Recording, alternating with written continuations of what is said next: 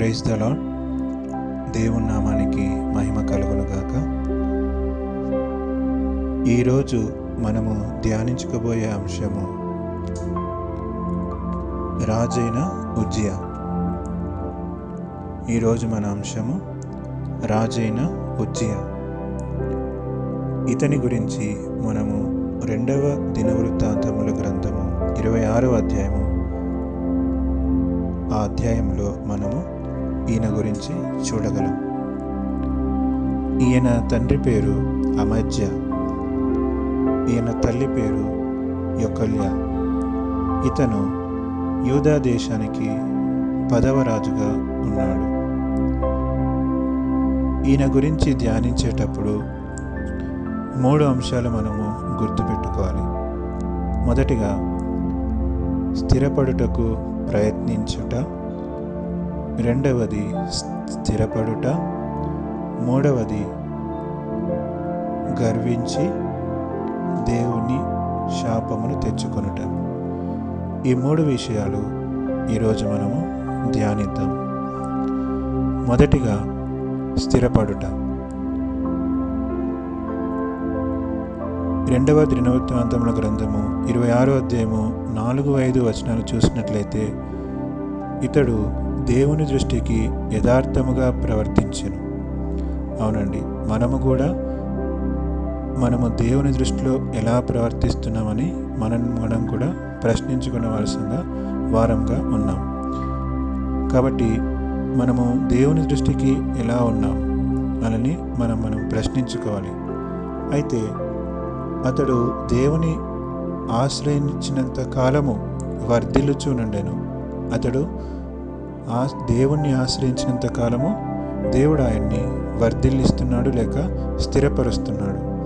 కాబట్టి ఈ కాలంలో కూడా మనం ఎల్లప్పుడూ దేవుణ్ణి ఆశ్రయించాలి. ఎప్పుడూ దేవుణ్ణి విడవకూడదు.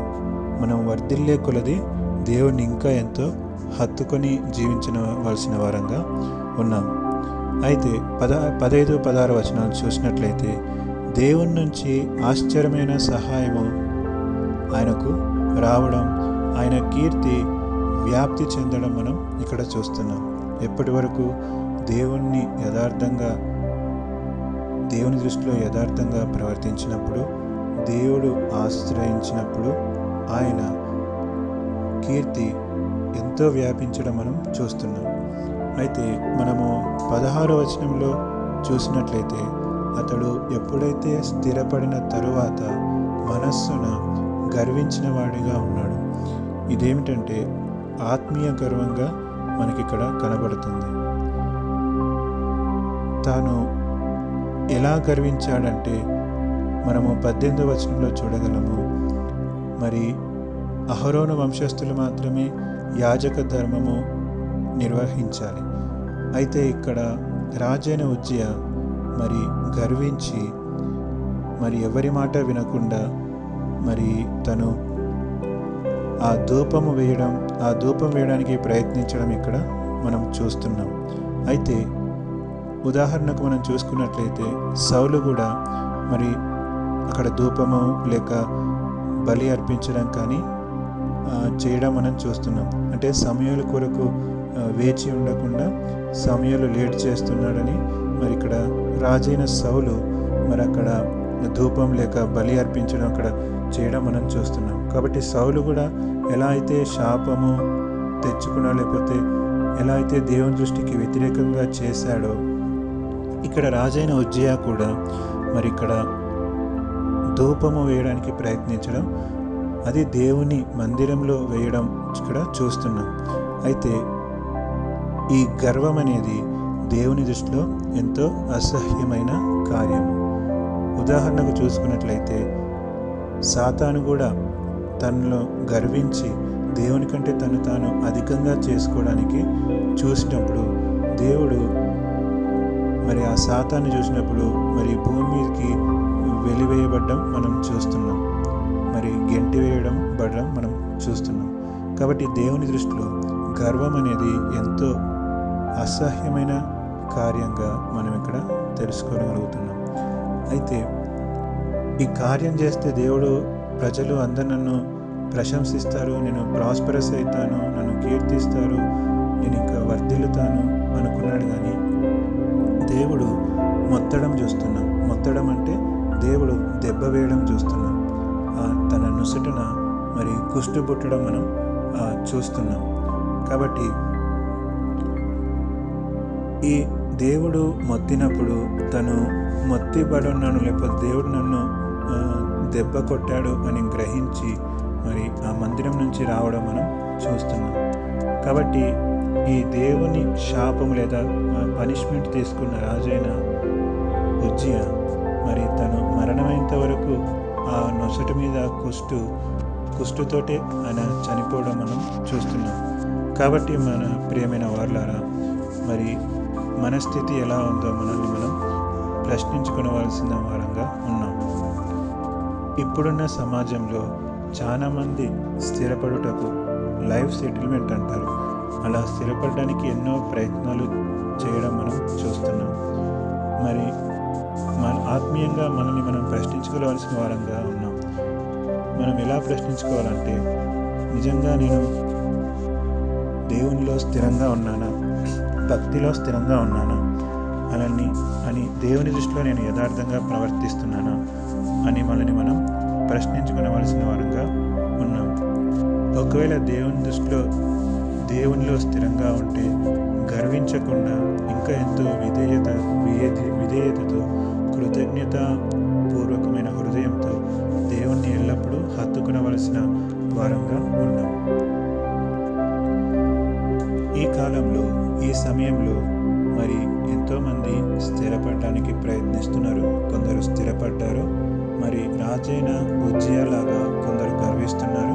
కొందరు ఇంకా దేవునికి కృతజ్ఞతాపూర్వకమైన హృదయంతో దేవుణ్ణి స్తుతించే వారంగా చూస్తున్నాం. కాబట్టి మనం కూడా గర్వించక మనము దేవుని హస్తాల క్రింద విధేయత కలిగి దేవుని ఆశీర్వాదాలు పొందుతూ దేవునిలో మనం ఎల్లప్పుడూ వర్ధిల్లితే అన్ని విషయాలు వర్ధిల్లుతాం. కాబట్టి మనం అనేక విషయాలు వర్ధిల్లాలంటే దేవుని దృష్టిలో మనం యథార్థంగా ప్రవర్తించవలసిన వారంగా ఉన్నాం. అలాగే చివరిగా లూకాసు వార్త 12వ అధ్యాయము 19-20 వచనాలు చూద్దాము. నా ప్రాణమా, అనేక సంవత్సరములకు విస్తారమైన ఆస్తి నీకు సమకూర్చబడి ఉన్నది. సుఖించుము, తినుము, త్రాగుము, సంతోషించుమని చెప్పుకొందుననుకొనును. అయితే దేవుడు, వెర్రివాడ, ఈ రాత్రి నీ ప్రాణమును అడుగుచున్నారు, నీవు సిద్ధపరిచినవి ఎవనివగునని అతనితో చెప్పాను. కాబట్టి ప్రియమైన వారులారా, మరి ఈ లోకంలో లోక సంపద సంపాదించుకోవడం ముఖ్యం కాదు, కానీ మనము దేవుని దృష్టిలో యథార్థంగా ఉన్నామా, దేవునికి నమ్మకంగా జీవిస్తున్నామా అని ఈ సమయంలో మనం మనల్ని ప్రశ్నించుకోవలసిన వారంగా ఉన్నాం. కాబట్టి మనము దేవుని దృష్టికి యథార్థంగా ప్రవర్తిద్దాము, దేవునిలో స్థిరపడతాము. మన హృదయంలో ఎన్నడూ గర్వానికి చోటివ్వకుండా దేవుని హస్తము క్రింద విశ్వాసంలో ఎదుగుదాము, యథార్థంగా జీవిద్దాము. దేవుణ్ణి ఎల్లప్పుడూ స్తుతించేవారంగా దేవుడు మనల్ని అలాగ చేయగాక. Amen. Thank you. Praise the Lord. ప్రార్థించుకుందాం. పరిశుద్ధుడా, ప్రేమగల తండ్రి, ఈ సమయమున రాజైన ఉజ్జియా నుంచి మేము ఎన్నో విషయాలు ధ్యానించి ఉన్నాము. దాన్ని బట్టి నేను స్తుతిస్తున్నాము తండ్రి. అవును దేవా, మీరు యూదా దేశానికి 10వ రాజుగా మరి నిర్ణయించిన విధానం బట్టి నీకు వేలాది స్తోత్రాలైనా తండ్రి. తను నిన్ను ఆశ్రయించినంత కాలము, తను నీ దృష్టి యందు యథార్థముగా ప్రవర్తించినంత కాలము, తనను అన్ని విషయాల్లో వర్ధిలింపజేసిన విధానం బట్టి నీకు వేలాది స్తోత్రాలైనా. నీ నుంచి ఆశ్చర్యమైన సహాయాన్ని పొందిన విధానం బట్టి నిన్ను స్తుతిస్తున్నాము తండ్రి. అయితే దేవా, తను స్థిరపడిన తరువాత తండ్రి మరి మనస్సున గర్వించి మరి మొదటిన కుష్టుని తెచ్చుకున్న విధానం బట్టి తండ్రి, మేము ఎన్నడూ గర్వించకుండా నీ దృష్టికి యథార్థమైనది ఎల్లప్పుడూ చేస్తూ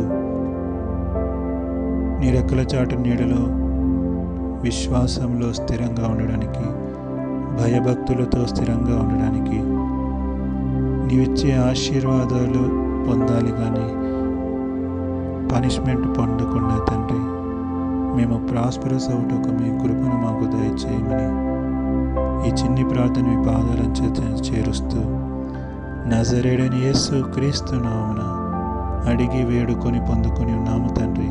ఆమేన్.